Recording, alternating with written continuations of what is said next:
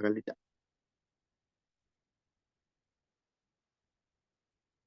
Muy buenos días, tengan todos ustedes. Shabbat Shalom para todos.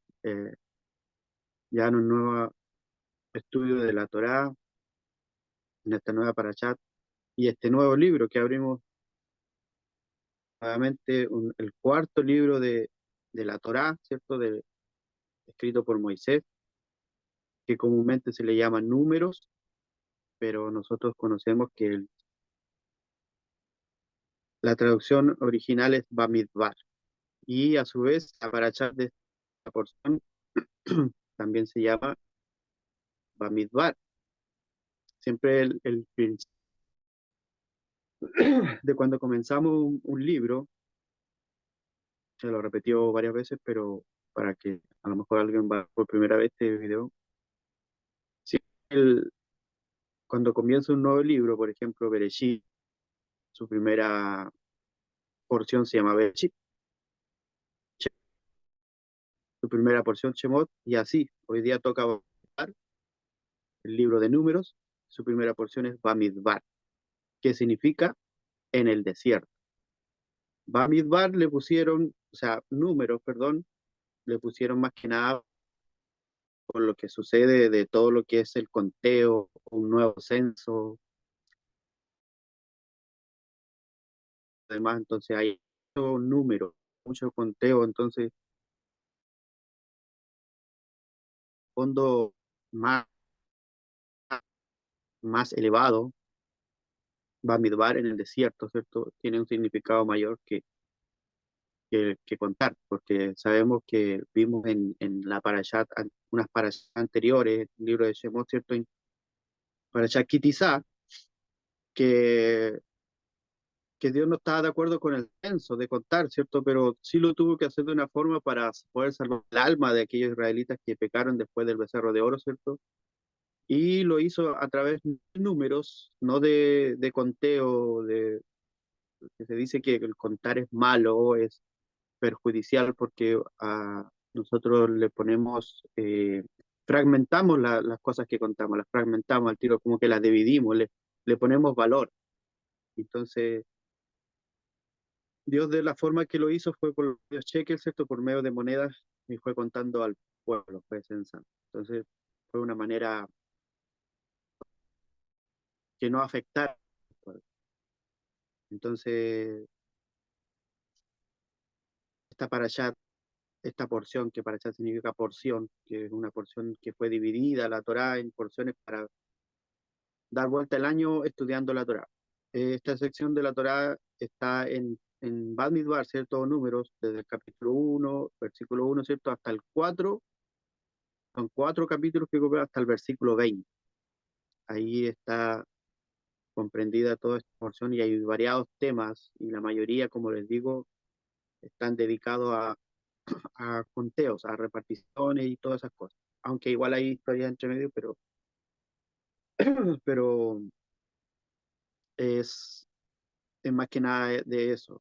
Aparte de que esta es una de las parashas que comprende más años dentro de la parasha. Aquí la mayoría de los años que el pueblo de Israel estuvo en el desierto están en todo este libro, no en esta versión, sino en todo este libro. Los otros libros han pasado 2 años solamente de que el pueblo de Israel salió de Egipto hasta aquí, y aquí es donde comprende toda la historia, más que nada la mayor cantidad de años, y ya después el último libro que es de Barim, que también tiene una similitud con Bamidbar, porque tienen una similar de Bar y Bamidbar, entonces suena igual. Ahí después, cuando lleguemos a eso, vamos a ver cuál es su significado. Entonces, El, en ese libro antiguo son semanas, no, nada más que comprende la historia, la cantidad de tiempo que ocurre en esa porción.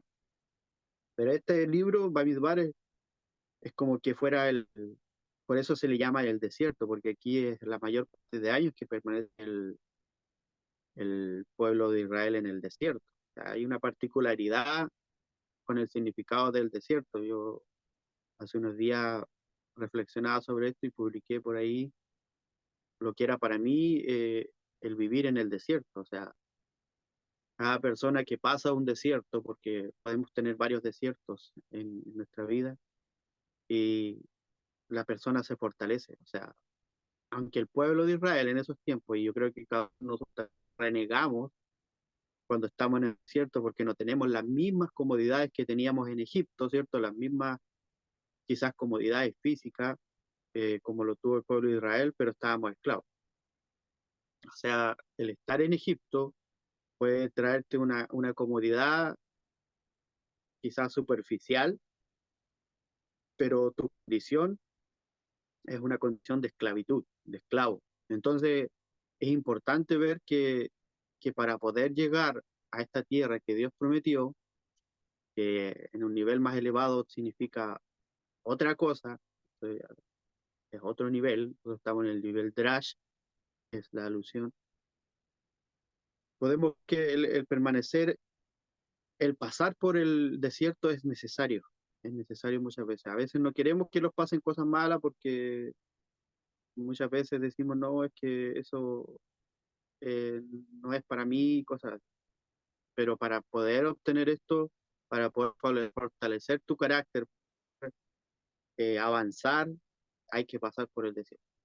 Quizás no 40 años como lo usaron los israelitas por terquedad, por querer regresar, por llevar la contraria contra el líder, por querer ocupar el lugar muchas veces de algunos, que lo vamos a ver mucho más adelante, tuvieron que pasar más tiempo. La, la, la trayectoria de Egipto hacia la tierra prometida no era muy mayor, era alrededor de 3 días caminando recto para llegar. No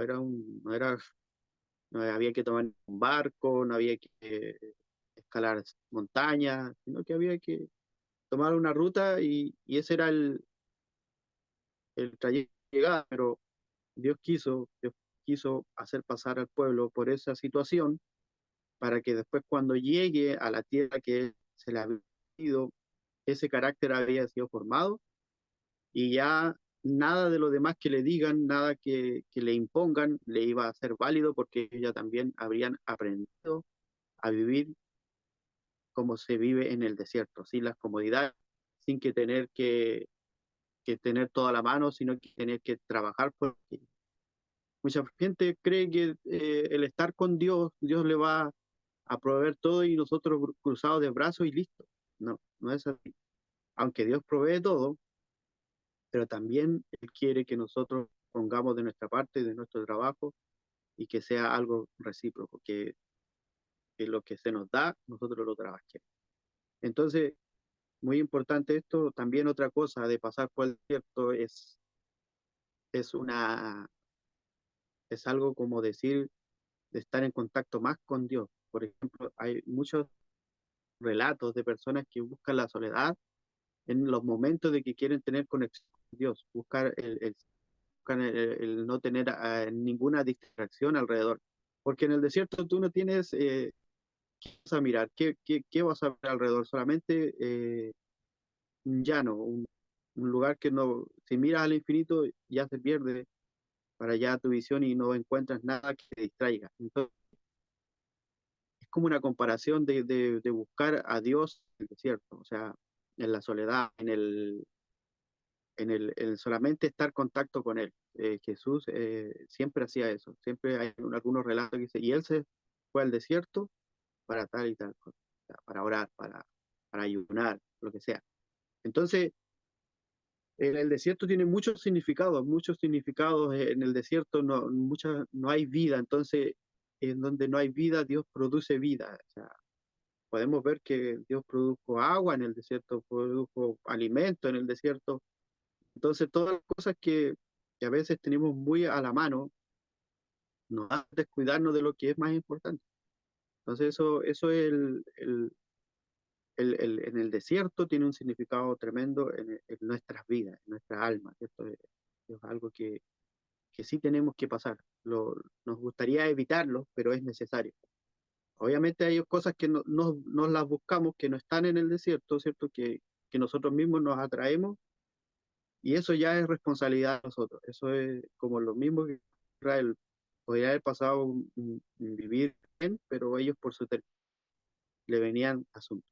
Entonces, eso era más que nada para hacer como una introducción de lo que es esta parashat, ¿cierto? Pero el tema más que nada, aunque sí vamos a hablar cosas de lo que significa la parashat, pero el Midrash empieza con el relato de que por qué la Torá especifica la fecha y el lugar donde Dios mismo, o Hashem, le habló a Moisés.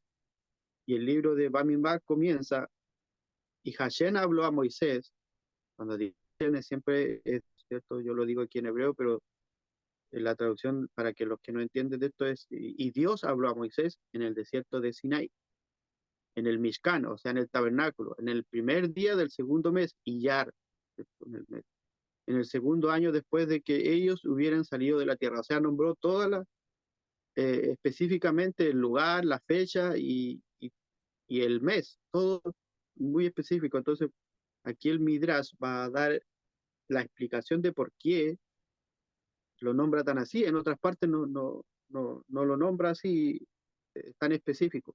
Entonces Dios habló a Moisés cientos de veces, ¿cierto? Y la Torá generalmente no especifica la fecha.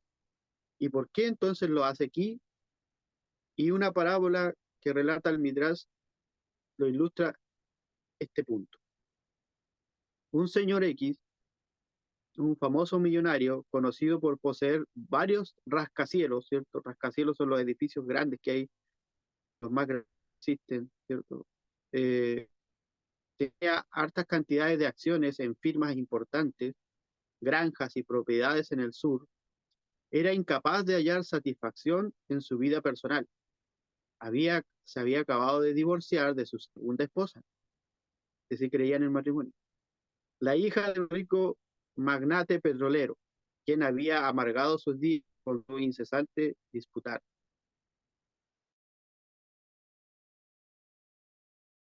Le había sido infiel.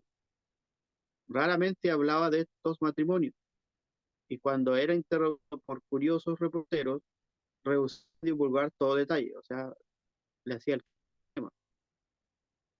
Mantenía las fechas de sus casamientos y divorcios en secreto, y cuando se le solicitaba exhibir sus contratos matrimoniales, él negaba poseer cualquier documento semejante. Muchos años más tarde, sus amigos sugirieron una pareja para él, le ofrecieron para que se vuelva a casar. No obstante, inusual para un hombre en su posición, era un magnate, probaría indudablemente ser auspicioso. La muchacha en cuestión estaba empobrecida, ya vamos viendo a quién se refiere, pero era de noble estirpe y refinado carácter. Después de que el millonario hubo investigado y encontrado de todas las afirmaciones hechas acerca de la joven dama eran ciertas, y exclamó: esta vez yo he encontrado la esposa correcta. Anunciaré públicamente la fecha de la boda y ciertamente le daré a ella un contrato matrimonial. Ya los que son rápidos para interpretar ya tienen que haberlo interpretado. Después de crear la humanidad, Dios, para decirlo de alguna manera, se disolucionó, ¿cierto? Podemos ver de una generación a otra, la generación de diluvio, ¿cierto? Se rebeló contra él y así hizo ciertamente la generación de la dispersión, luego, ¿cierto? En la Torre de Babel. Por lo consiguiente, comenta elevación y caída de estas y las subsiguientes generaciones, sin revelar la fecha exacta de su aparición en el escenario de la historia o de su salida. O sea, antes de eso no había registro de eso, de fechas por lo menos. De este modo, la Torá no registra cuando las destrucciones de la generación de la dispersión o de los sodomitas tuvieron lugar, ni cuando las 10 plagas y el ahogo de los egipcios ocurrieron. Tampoco hay fecha para eso, usted puede revisar la Torá. Relativo a los judíos, no obstante, Dios exclamó: ellos son diferentes de las generaciones previas. Ellos son los hijos de diferentes de las generaciones, perdón, ellos son hijos diferentes de las generaciones previas. Ellos son los hijos de Abraham, Isaac y Jacob. sé que este pueblo será consiguiente. Él le ordenó a Moisés, registra el año y la localidad exacto cuando yo los eleve a la grandeza. Esa era la razón por la que Dios puso fecha, hora, ¿cierto? Lugar, año, eh, de cuando ocurre esto en el desierto. La Torá, en Bamidbar, en este libro, capítulo 1, versículo 1, especifica la fecha y el lugar preciso de la alocución de Hashem a Moisés, al igual que estos particulares son encontrados en una ketubá, en un contrato matrimonial. Es lo mismo. Esto fue como un contrato matrimonial. Entonces, este Midrash nos deja con la pregunta de por qué la Torá escogió el comienzo del libro de Bamidbar para hacer pública la ketubá, el contrato matrimonial entre Dios y el pueblo de Israel. ¿No habían ellos contraído matrimonio con Dios casi un año antes en la Patán Torá o entrega de la Torá? Una respuesta puede ser que en el primero de Iyar de 2449 el pueblo judío entró en una nueva fase de vinculación con Dios, cuando Él ordenó que ellos fueran dados banderas, ¿cierto? Cada tribu tenía una estandarte, bandera. Como nosotros explicaremos por medio de esta, los judíos alcanzaron una relación más estrecha a Él en esta para allá. O sea, aquí ya estaba, quería dar a entender que lo anterior fue como, por decir así, como se dice hoy en día, el comprometerse y aquí ya era la boda. Por eso de ahí viene todo lo que se hace en Shavuot, que estamos a puertas ya de aquello. Entonces, así que este versículo demuestra que el pueblo judío fue escogido por Dios de entre todas las naciones.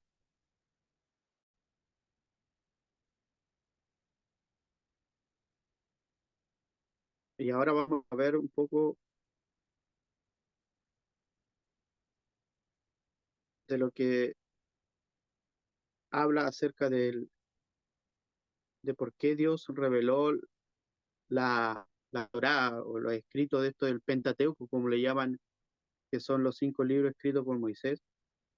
¿Por qué Dios reveló la Torá en un desierto? ¿Por qué no lo hizo en otro lugar? ¿Ah? Entonces, podemos ya un poco de lo que significa estar en el desierto, pero ¿por qué tuvo que hacerlo ahí? Por qué no cuando llegaron a la tierra prometida como el premio final? Estoy dando un ejemplo que a mí me parece, aunque mi lógica no va con la de Dios. Pero cualquiera diría, esfuércense en el desierto, hagan lo que tengan que hacer y cuando lleguen a la tierra prometida les daré un premio, la Torá.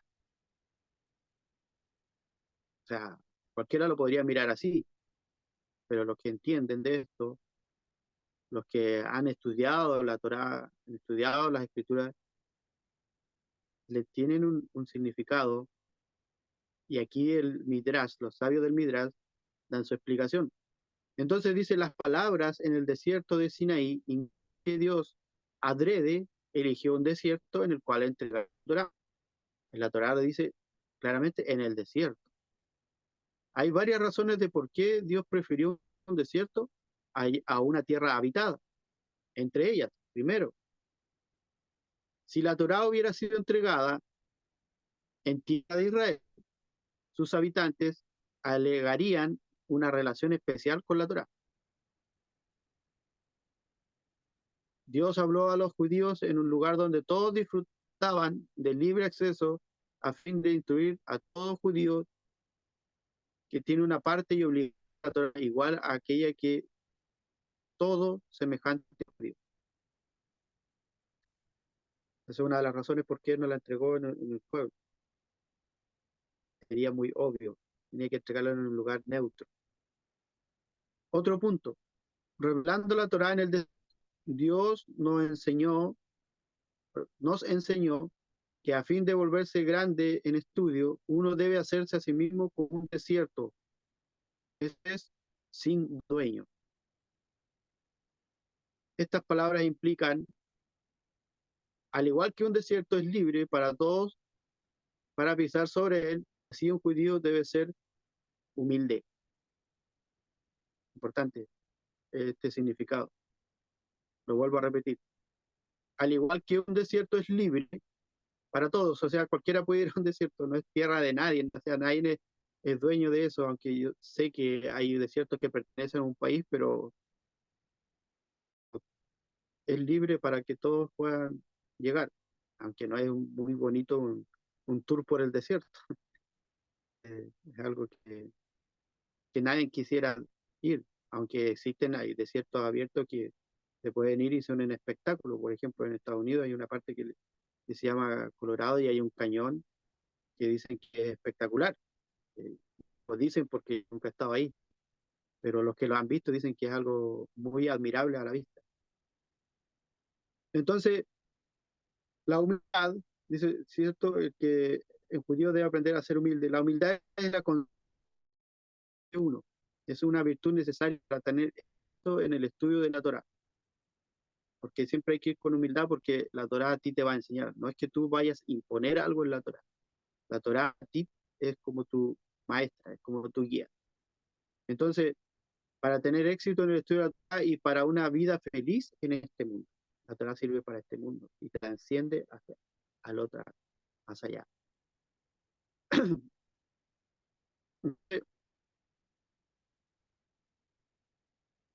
Beneficioso la Torah.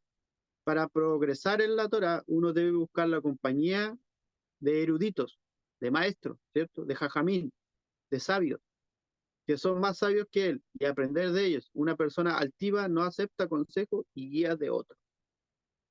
Esa es una de las cosas que la Torah, así como lo estamos haciendo nosotros, tenemos a nuestro maestro, él tiene su maestro y el otro maestro también tiene su maestro. Nadie lo hace por sí solo, siempre hay que pedir ayuda. ¿Por qué? Porque hay personas que han estudiado más que uno y saben más y de ellos debemos aprender. Muchas personas cuando llegan al conocimiento de Dios, ya sea cualquier religión o lo que sea, a veces se aíslan y creen que con sus explicaciones ellos tienen la razón de todo, ¿no?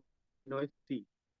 Aquí nosotros se nos ha enseñado a ser humildes y siempre depender de alguien más, porque es es un indicio que usted está siendo una persona humilde.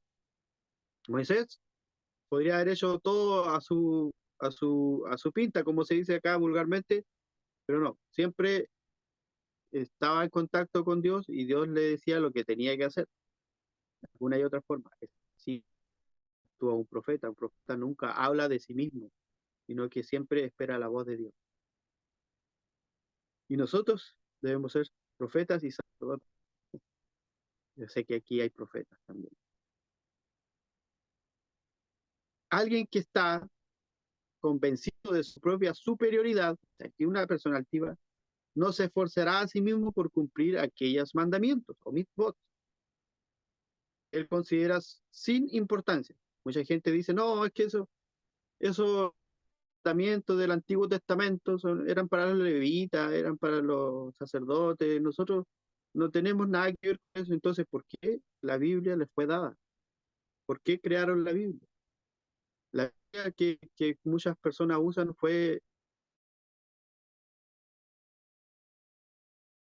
por cristianos y cosas así, pero ¿por qué incluyeron los libros de la Torá si después, cuando tienen el momento de poner o de aplicar, la dejan a un lado? Entonces, esa parte como que yo antes no la entendía.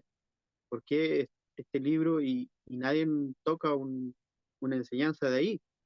O la tergiversan, o sea, la transforman en otra cosa. Entonces, aquí no, por eso es que es importante y yo me alegro de estar en estos secretos porque aquí estamos estudiando el libro, la Torá, la que se hizo antes de la fundación del universo, eso que trasciende los tiempos, eso que fue hecha por, por, por Dios mismo, por la luz infinita, ¿cierto? Que esté entre nosotros y nosotros tengamos el privilegio de estudiarla. Y por medio de este libro, Midrash, el cual es un nivel alusivo, ¿cierto? Está lleno de parábolas y alusiones a lo que se quiere aprender. Nosotros podemos tener ese conocimiento y podemos degustar de esto y podemos aplicar a nuestra vida. Entonces, esa persona que considera que son sin importancia, no invertirá mucho esfuerzo para satisfacer los detalles o los requerimientos detallados de otros, ¿cierto? Solamente él va a querer lo suyo para sí. Eso es una forma de egoísmo. Y imponen reglas, imponen doctrinas que están mal hechas, que no son lo que Dios dijo.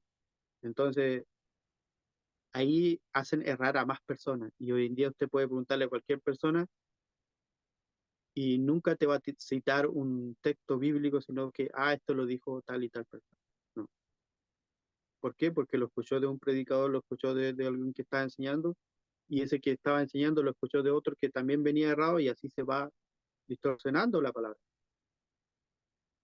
Entonces Dios dice que está complacido con una persona humilde, porque tal persona constantemente revisa sus acciones a fin de corregir sus errores.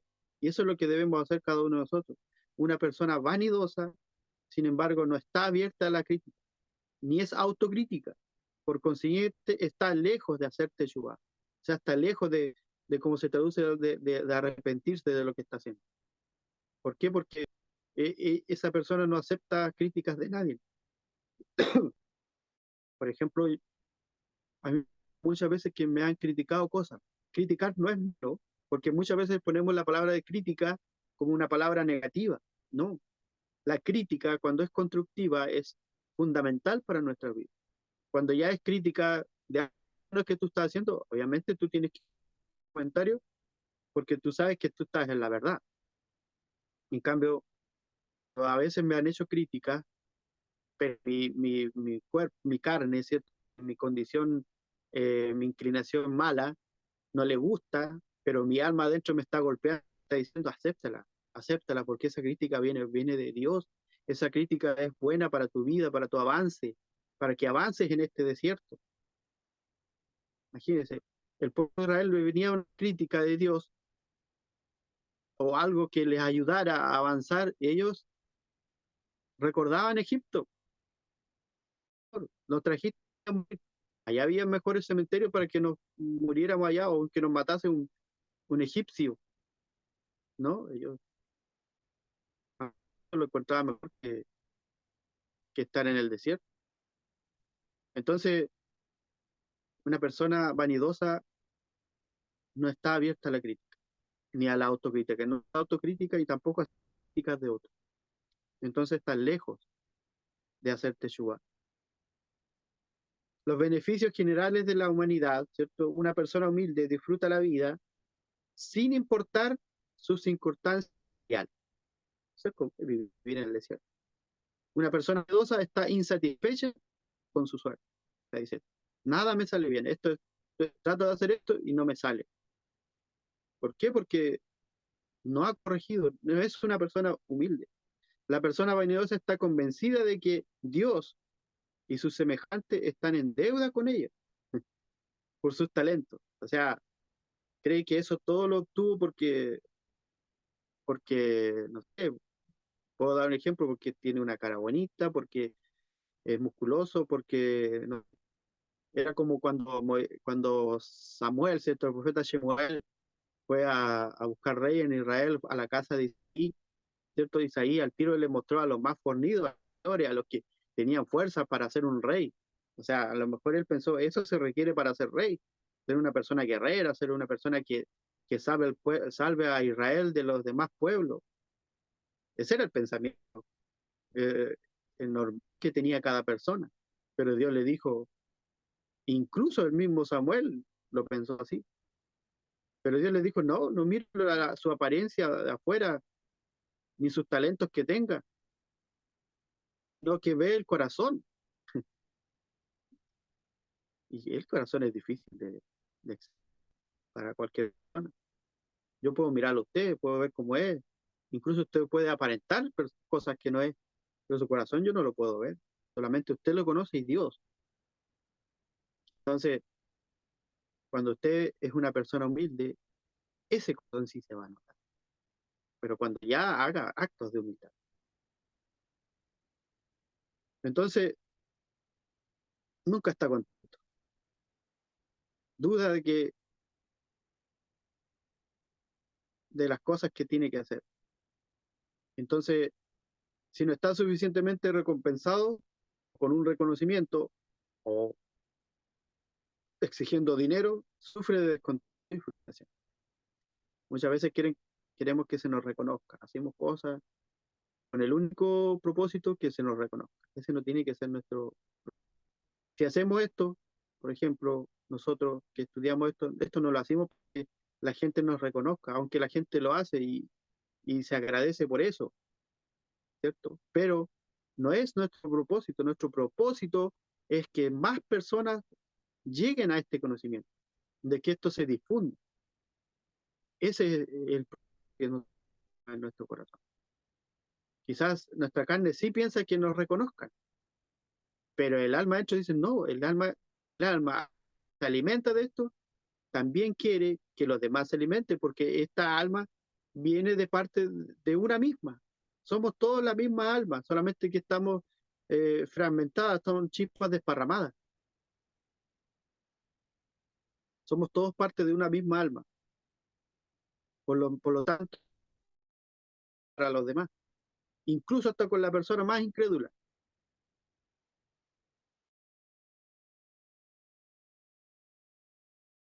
mismo se encargará de cada uno de nosotros. Estamos en nuestras propias cosas. Pero de repente el deseo surgió en nuestra vida de querer buscar más, de querer aprender más de esto, y vamos por más, se supone. Si la mala sobreviene a una persona altiva, ella lo resiente grandemente. Pero una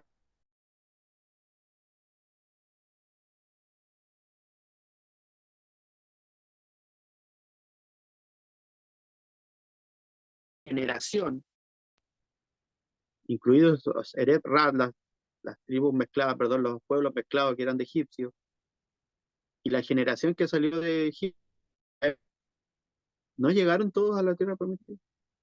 No pudieron sobrevivir al desierto. Los hijos de ellos sí. Los únicos que pudieron llegar de Caleb, ¿cierto? Y otros más pudieron soportar el desierto, por decir así. Entonces una persona humilde puede vencer los problemas, los inconvenientes y las situaciones desagradables. Todos pasamos por eso. Todos alguna vez tenemos cosas terribles, enfermedades, situaciones, problemas, en otros países guerra. O sea, nosotros no hemos sufrido eso aún, no se sabe el día de mañana. Cada situación puede venir a nuestra vida, pero nosotros tenemos que estar preparados a poder sortear estos obstáculos. ¿Y cómo estamos preparados? Pasando por el desierto, aprendiendo a vivir en el desierto. Una persona humilde hace amigos, esperemos que todos seamos amigos aquí, y no nos sintamos mal cuando alguien nos dice algo, porque un amigo siempre va a querer tu bien. Y yo le digo a algunos de ustedes,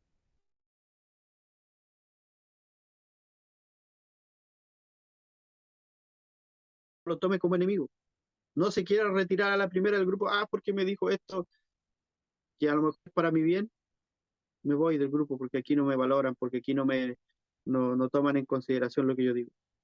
Eso lo hace un niño, después lo de un niño. Entonces, nosotros en vez de hacer enemigos tenemos que hacer amigos. Una persona humilde hace eso. Pero una persona engreída, no, ella no puede perdonar a aquellos que le insultan o no la tratan con la misma diferencia que los demás. Por consiguiente, encontrará dificultoso llevarse bien con otros. ¿Se ha dado cuenta que hay personas así? O a lo mejor usted mismo actúa así y no se da cuenta, pero hoy en día la palabra le está diciendo, esta clase le está diciendo, sea más tolerante, no seas polvorita, decimos acá en Chile, polvorita, enciende, o pasto seco, enciende con agua, son términos que usamos acá en Chile. A personas que son, con algo mínimo que le digan, explotan al tiro de una y, y son imparables. Pero en cambio el humilde, la persona que esto le pueden decir una y mil cosas y la persona va a guardar la calma.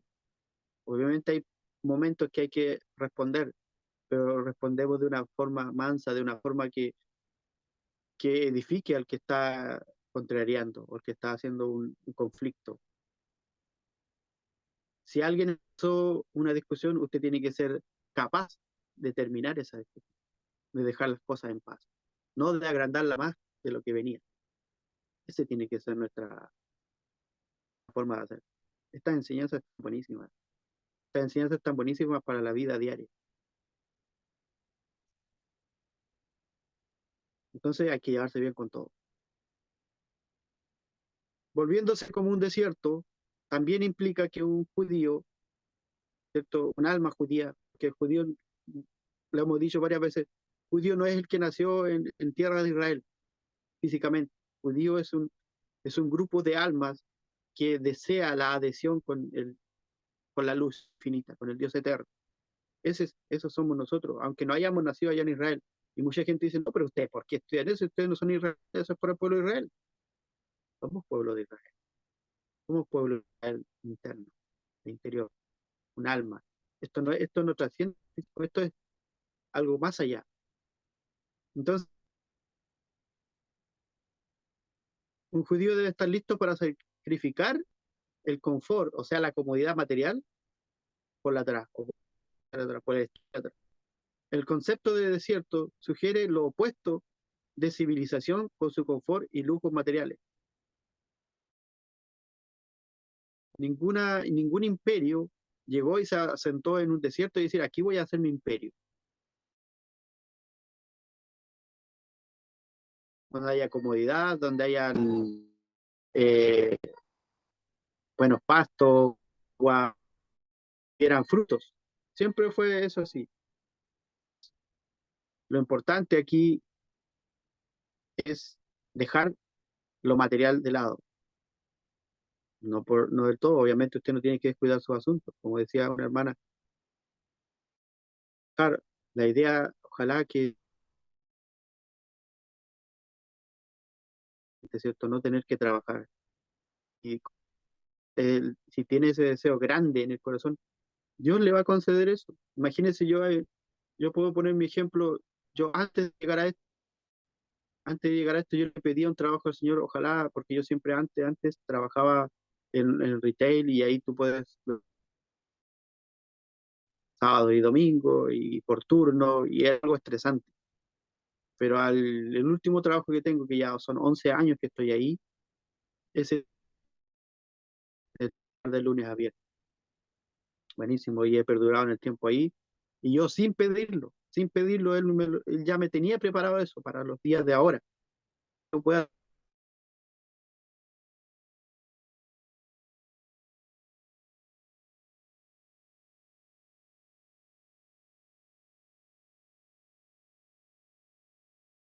yo no lo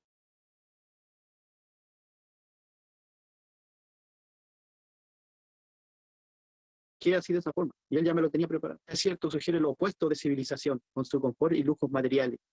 Un judío puede tener la esperanza de progreso en el estudio de la Torá y el cumplimiento de mis o mandamientos, solo si él está preparado para hacer sacrificios en cuestiones mundanales, ¿cierto? Esa es la idea. Una característica adicional en el desierto es su vaciedad, o sea, el vacío que se encuentra ahí. No es que ande uno vacío, sino que en la parte vacía uno puede llenar por medio de la Torah. El intelecto de un judío debe ser como el desierto. O sea, como llegamos nosotros, por ejemplo, la mayoría estábamos en sistemas religiosos, ¿cierto? Cristianos, y se nos habían enseñado de una forma. Yo cuando llegué a estos secretos, yo le pedí a Dios, y esto lo digo en verdad, así yo le dije, Señor, que así le llamaba, Le dije, yo quiero que todo lo que yo había aprendido se me... Sé que está ahí, pero lo quiero, y que yo voy a empezar algo nuevo y yo quiero empezar de cero. Yo sé que mucho conocimiento cristiano lo tengo atrás, porque llegué a un nivel de enseñar la palabra también en la iglesia. Pero yo creo que Dios me puso en este desierto, pero también me dio la Torá. Me dejó a expensas, no me dejó tirado en el desierto. Y esto es maravilloso. Entonces, una característica adicional del desierto es el vacío. El intelecto de un judío es como el desierto, libre de elementos extraños, libre de paradigmas, libre de religiosidad, antes sí de pensamientos de la Torá que pueden enraizarse en uno. Esa es la idea, eso es lo que debemos tener. Dejar atrás todas esas cosas que se nos enseñaron de una forma superficial, sino que ahora estamos metidos en esto para aprender lo que quiere que aprendamos. Relata una historia, dice, un rey conquistó un nuevo país y lo anexó a su reino, o sea, extendió su reino. Él deseaba que sus habitantes se sometieran a su código de leyes, los nuevos habitantes, ¿cierto?, que tenían otras costumbres, y por lo tanto anunció que visitaría una de las ciudades a fin de ser reconocido como gobernante.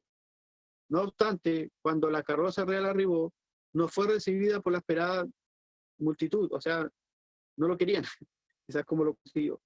El rey viajó a través de calles vacías y ni un alma pudo ser vista, o sea, todos encerrados en sus casas. Esta ciudad estaba habitada por mercaderes prósperos. Algunos temían que un nuevo soberano les recaudase más impuestos de los que ya tenían. Otros estaban comprometidos en tratos deshonestos.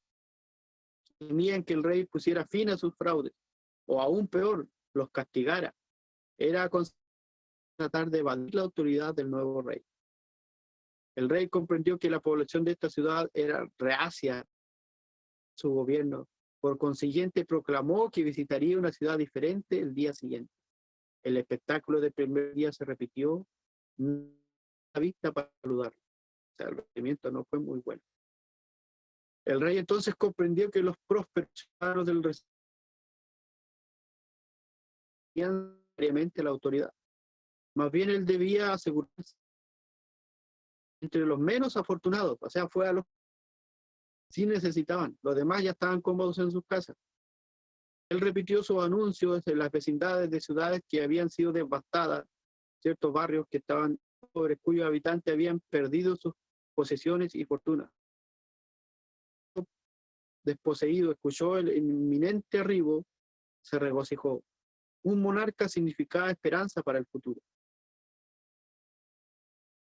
Sus demolidos hogares y granjas los emplearía a su servicio. Ellos no tenían dinero que el rey pudiera fiscal ni tratos que desaprobaría. Así que en la mañana una multitud se reunió para dar la bienvenida al nuevo rey. Qué maravilloso. Similarmente, ¿cierto? Nuestro Dios todo estaba buscando un sitio adecuado para revelar su Torá. Él se aproximó al mar Rojo. Sin embargo, él huyó, como dice el Salmo 114:3. El mar vio al Todopoderoso, avergonzado de la Shejinah, la divinidad, ¿cierto? Porque a su orilla que los egipcios adoraban. Dios entonces consideró a las montañas como un potencial sitio para entregar la Torá, pero las montañas saltaron como carneros. Ellas huyeron porque sabían que eran indignas de participar en esta revelación, desde que estatuas idólatras habían sido ubicadas sobre sus cumbres. Finalmente, la presencia divina se aproximó al desierto y él no retrocedió. El desierto no pudo huir. Podía recibir al Todopoderoso sin temor o vergüenza, porque estaba totalmente desnudo, inmaculado, de toda mancha de adoración de ídolo. Por tanto, Dios escogió el desierto para la Matan Torah. esta alegoría transmite el mensaje que un judío puede adquirir sabiduría de la Torá solo preparando primero su intelecto para recibirla. Él debe eliminar todo pensamiento ideal o deseos que son antiestéticos a la Torá o que sean contrarios a la Torá. Debe hacer que su mente, debe hacer de su mente un desierto. Entonces la presencia divina o la Shejinah podrá entrar en él y poseer en él y vivir en él. Amén. Este ha sido la clase de este día, porción Bamidbar, clase de Midrash. Sean todos bendecidos. Si alguien quiere decir algo, preguntar, estamos aquí. Adelante.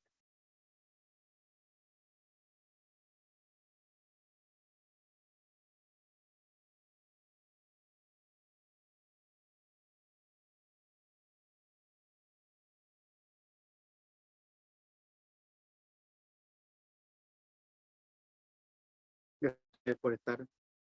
No he leído los chats, pero vamos a leer. Tengo el teléfono ahí. Sí, bendiciones para ustedes. Gracias por asistir a la clase y gracias por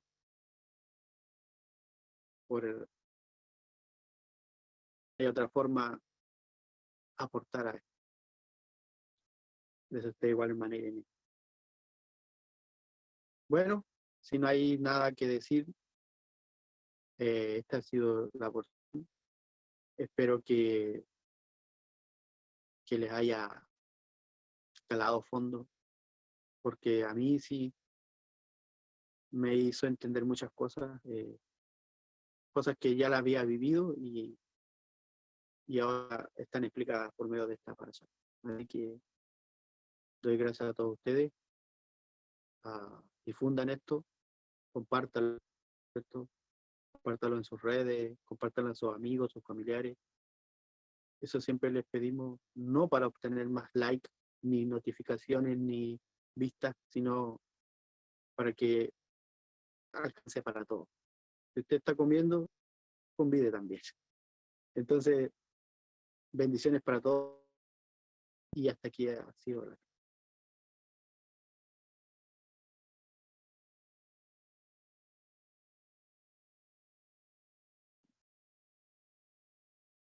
certificado.